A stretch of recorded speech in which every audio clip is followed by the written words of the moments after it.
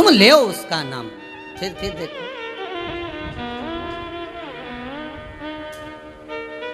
सब केवल नाम लेकर ही तरे हैं। राम नाम, कृष्ण नाम, शिव नाम स्मरण करते करते करते करते करते करते ना जाने कितने तर गए और कितने ही तर जाना है। विश्वास दिल में होगा तो भगवान पत्थर में से भी प्रकट होगा। विश्वास नहीं होगा तो रोज मंदिर जाकर घंटी बजाना, अगरबत्ती लगाना, दिया लगाना, रोज जाकर जल भी चढ़ाना, तो भगवान नहीं मिलेगा, भगवान प्राप्त नहीं होगा।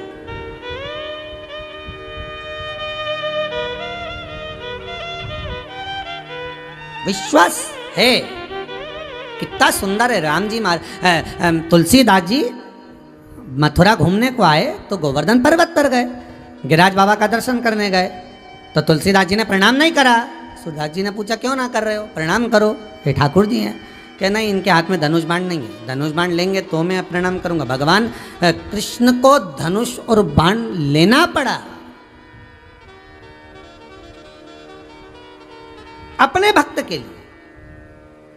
अगर विश्वास है तो परमात्मा तुम्हारे लिए किसी भी रूप में आ सकता है साहब। तुम उसको पुकारो, तो उसको दिल से बुलाओ, आप दिल से एक बार उसका विनय करो, निवेदन करो, आएगा। मेरा मन कहता है आज अगर राजगरिया परिवार कथा करवा रहा है तो इनके मन में एकदम ये बात नहीं आई, राजगरिया परिवार के बच्चों के मन में या इनके माता पिता के मन में बात रही होगी, या धर्मपत्नी के मन में, या ये तीनों भाई हैं या बहुएं हैं, या इनके मन में कहीं ना कहीं कुछ दिन पहले बात मन में आई होगी। तुम्हारे मन में आया और भगवान ने दिया। कितना सुंदर बात है महाराज। शिव महापुराण की कथा कल्प वृक्ष कही गई है। कौन सा वृक्ष है? कल्प वृक्ष। एक ऐसा वृक्ष जिस वृक्ष के नीचे जो मांगो वो हो जाता है। जो मांगो, जैसे एक व्यक्ति को नहीं मालूम था कि ये कल्प वृक्ष है, बेचारा जाते जाते रात हो गया तो वहीं पेड़ के नीचे सो गया। पेड़ के नीचे सोया तो उसके मन में आया, है भगवान कितना घना जंगल है, कितना घना जंगल है, थोड़ा सा भी प्रकाश नहीं है, प्रकाश कहीं से हो जाए तो अच्छा। इतनी देर में पास के जंगल में आग लग गई, इसके यहाँ प्रकाश हो गया। थोड़ी देर बाद इसके मन में आया, है भगवान बड़ी भूख लग रही है, प्रभु कहीं से भोजन आ जाए। इतने में चांदी की थाली में भोजन आ गया, इसने कर लिया। इसके मन में आया आखिर ऐसा क्या हो रहा है कि मेरे पास अपने आप सामान आते जा रहा है, जो सोचो वो पूरा। इसको नहीं मालूम कि कल्प वृक्ष के नीचे बैठा है, इसको नहीं मालूम कि कल्प वृक्ष है जिसके नीचे वो बैठा हुआ है। भोजन आ गया, उसने भोजन कर लिया। फिर थोड़ी देर बाद मन में आया, सो रहा था, सोते सोते मन में आया, अगर मैं सोया और शेर आ गया और मुझे खा गया तो? इतनी देर में शेर भी आ गया, इसे निपटा के भी चले गया, क्योंकि कल्प वृक्ष के नीचे बैठा।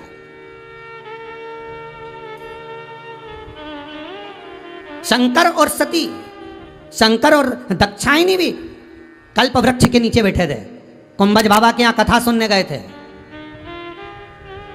और कुंभज बाबा के यहाँ कथा सुनते सुनते शिव जी के मन में आया, मुझे राम का दर्शन होना चाहिए, तो राम का दर्शन हुआ। और सती के मन में आया, ऐसा शरीर पाने से तो अच्छा कि मैं जलकर भस्म हो जाऊं, तो सती जलकर भस्म हुई।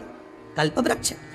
शिव महापुराण की कथा यदि आप श्रवण कर रहे हो, भले टीवी चैनल के सामने बैठकर सुन रहे हो, भले आप मोबाइल पर सुन रहे हो, जिस भाव से आप कथा सुन रहे हो, आपके मन में जो कामना होगी शंकर वो पूरी करेंगे। इसलिए फिर निवेदन कर रहा हूँ, 7वें दिन की कथा है, तुम्हारे मन में ये कामना करना कि यह कोरोना महामारी समाप्त हो, जग का कल्याण हो, विश्व का कल्याण हो, मेरा भारत देश, मेरा विश्व फिर उन्नति की सीढ़ी पर आगे बढ़े। और बाबा ऐसी कृपा करना, हम सब का स्वास्थ्य अच्छा रखना। अभी भगवान से धन भले मत मांगना, क्योंकि स्वास्थ्य अच्छा रहेगा तो धन तो बाबा खूब दे देगा, क्योंकि पेट भरने की जवाबदारी उस परमात्मा की है।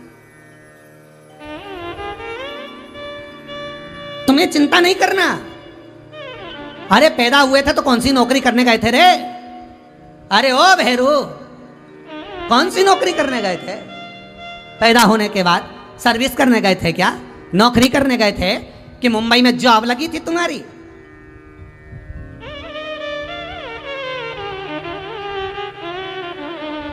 यह भी भगवान ने अहंकार तोड़ा है। अपना अपना घर छोड़कर मुंबई, पूना में, दिल्ली में खूब जॉब में लगे थे। फुर्सत नहीं है मम्मी, 1 मिनट की फुर्सत नहीं है मम्मी। हाय मम, हाय डैड। अब बड़े गांव के अंदर डैड, पंखा भी ना मिल रहा हो, आम के पेड़। फुर्सत नहीं मिल रही थी, मम्मी टाइम नहीं है, मम्मी फुर्सत नहीं है, मम्मी मम्मी बोले रे बेटा सियोर वाला महाराज की कथा आ रही है सुन लिया करो थोड़ा सा। बहू से कह दिया अरे टाइम नहीं है, वो खुद जॉब में, वो मैं खुद जॉब में, मैं खुद कमाने में, मैं खुद कमाने में, ये किसको फुर्सत है, कौन को मालूम है। अरे मम्मी बस समय नहीं है, बस फालतू की बात मत करो तुम तो, आप सुन लेती हो ना बस बहुत है, अभी टाइम नहीं टाइम नहीं टाइम नहीं। और भगवान ने ऐसा टाइम दिया, 2 साल लगा दिया, अपने अपने घर से काम करो ना, पड़ा रहो जाओ पड़े।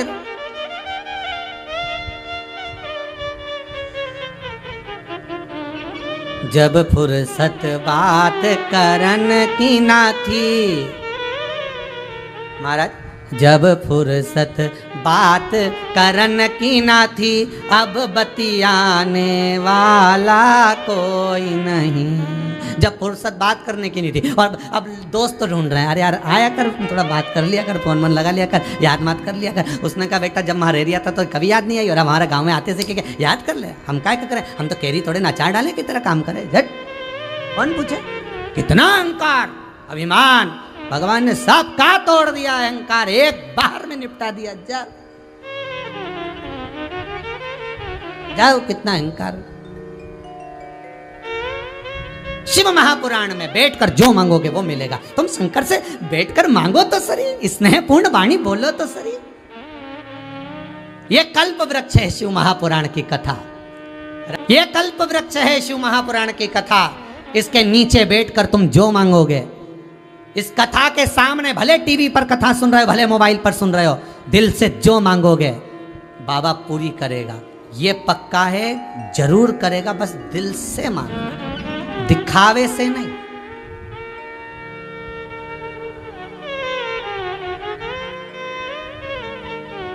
दिल से।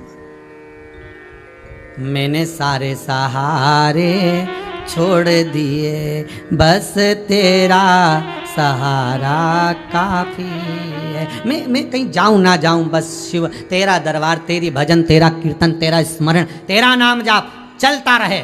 और निवेदन करूंगा शिव तत्व में है क्या, समझने के लिए पूरी जिंदगी निकल जाएगी लोगों की, कि शंकर के इस नाम स्मरण में है क्या, श्री शिवाय नमस्तुभ्यम में है क्या, ओम नमः शिवाय में है क्या, महामृत्युंजय मंत्र में है क्या, शंकर के शिवलिंग में क्या समाहित है, शंकर की जलाधारी में, इस गंगा में क्या समाया है। लोगों की पूरी जिंदगी निकल जाती है उसको समझने में।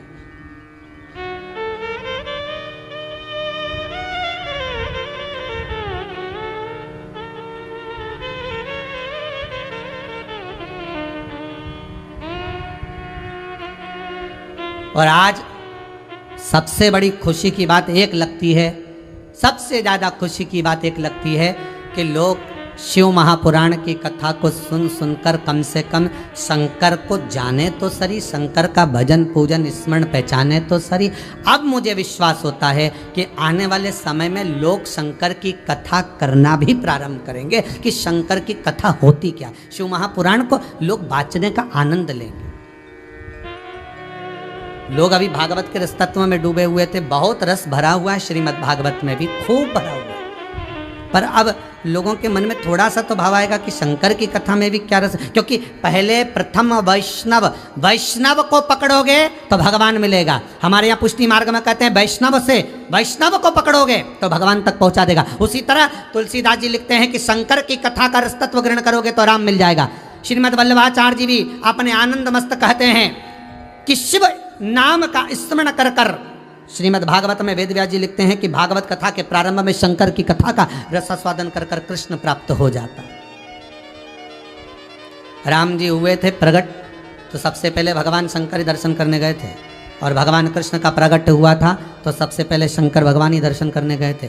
सबसे पहले वैष्णव है मेरे राम के सम्मुख में शंकर, कृष्ण के सम्मुख में शंकर, जो सबसे पहले जाके दर्शन कर। पहचान लो, बस उसको पहचान लो।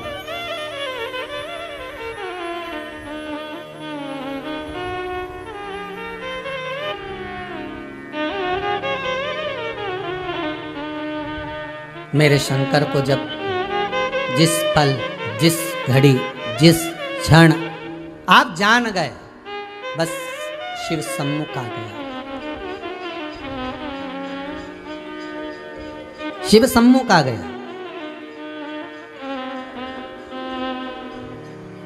नैन लड़े त्रिपुरारी से, मैं उनकी हो गई। मेरे मन में नहीं है धीर सखी, मैं काशी जाऊंगी। ये चित्त, ये वृत्ति, ये मन भगवान में जब रम जाएगा, तब भगवान को पाने में देरी नहीं लगेगी, बहुत जल्दी परमात्मा मिलता है। पुण्य का आप सबसे सस्ता प्रोजेक्ट है,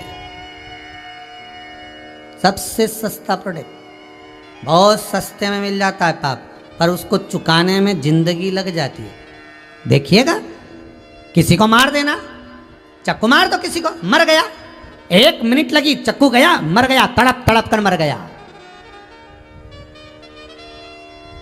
गोली मार दी बंदूक से, मर गया। कितनी देर लगी? 1 minute, 2 minute, 5 minute, 10 minute, 15 minute, 20 minute, आधा घंटा। पाप करने में समय कम लगता है, पर उस पाप का भोग भोगने में समय ज्यादा लगता है। अब चक्कू मार दिया, पकड़ा गया, अदालत में केस चला, 3 साल, सजा मिल गई आजीवन कारावास। अब देखिए, 3 साल वो जोड़ लो और जीवन बल 10 साल मिली, 20 साल मिली, पर सजा कितनी लंबी, और मारा कितनी देर, 2 मिनट में मार दिया, 15 मिनट में मार डाला, बंदूक मारी, गोली मारी, चक्कू मारा, आधा घंटा लगा, मर गया। पाप में समय लगता है मात्र थोड़ा सा, और भोगना पड़ता है ज्यादा, सालों साल भोगना पड़ता है। उसी तरह व्यक्ति पाप कर्म, किसी को गलत बोल दिया, गलत देख लिया, गलत उसके साथ कपट कर दिया, उसका धन का भोग कर गए, उसको लात मार दी, उसको आड़ा टेढ़ा कर दिया, किसी के साथ में अपशब्द कह दिए, ताने दे दिए, किसी का धन चुरा लिया, किसी के लिए व्यापार व्यवसाय में धन खा गए, तुम पाप तो कर लोगे, पाप थोड़ी देर का होगा, पर भोगना तो बहुत पड़ेगा। और 1 जन्म नहीं, ना जाने कितने जन्म लेना पड़ेगा, तब तक भोगना पड़ेगा। कोई साधारण है क्या भोगना? करो कपट, कितना कर सकते हो, करो छल, करो प्रपंच, करो बेईमानी, पर भोगना तो पड़ेगा। यही यही यही भोगना, बार बार जन्म लेकर भोगना है, ढाई ढाई रोना है। लोगों के सामने कहोगे हमने कौन सा पाप करा था जो इतना भोगना पड़, इतना इतना दुख आ रहा, भगवान हमने कौन सा पाप। ये मत बुरे कर्म कर बंदे, वरना पछताएगा, भगवान की आँखों से तू बच नहीं पाएगा, तू बच नहीं पाएगा। अरे ओ अज्ञानी, मत कर नादानी। बार बार समझो, पाप थोड़ी सी देर में हो जाता है, पर भोगना बहुत पड़ता है। उसी तरह हमारे जीवन में भी हम पाप थोड़ा सा कर जाते हैं, पर भोगना बहुत पड़ता है। और कब तक भोगोगे रे, कब तक? इसलिए भगवान का नाम लो, तुलसीदास जी कहते कलयुग केवल नाम आधारा। भगवान का नाम लिए जाओगे तो पाप कटता रहेगा। क्या होता है तो कि ये नाम ब्याज है, देते जाओ, कटता जाएगा। और जब नाम की कीमत बढ़ जाएगी, जब राम नाम, कृष्ण नाम, शिव नाम बढ़ गया, भजन बढ़ गया, तो एक दिन हिसाब चुकता हो जाएगा।